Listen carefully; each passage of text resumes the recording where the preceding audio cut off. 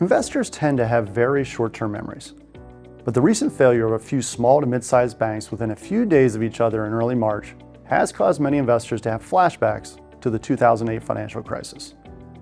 We sent out a note at the time detailing why we didn't expect another full-blown banking crisis, but thought the topic was worth revisiting as we've continued to get questions from our clients about banks in general, and specifically the safety of their money at our custodian, Charles Schwab.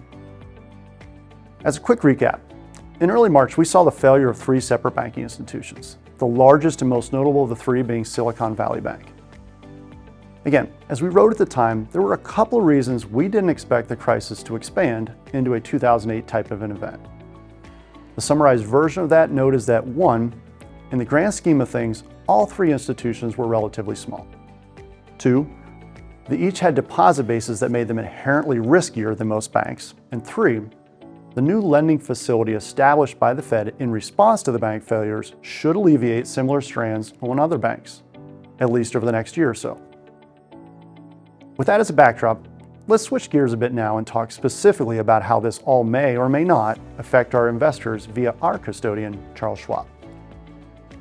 While Schwab does indeed act as a bank, it has little else in common with any of the 3 banks in question.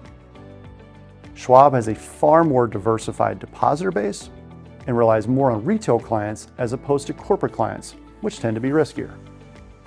And they broadly just have a far more conservative business model and approach to lending and investing. More importantly for our investors, the assets we manage for clients largely sit outside of Schwab's bank.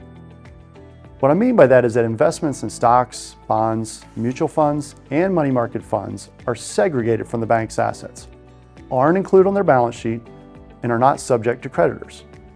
Schwab is simply the custodian for those assets, and their function is basic record keeping and reporting. The exception to that would be cash deposits.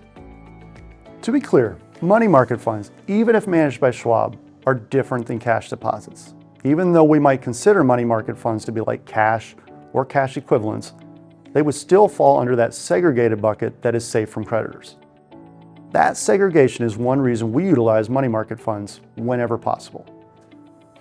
For what cash amounts do remain or that accumulate from things like periodic dividends and interest payments, those amounts are still covered by the FDIC's $250,000 guarantee.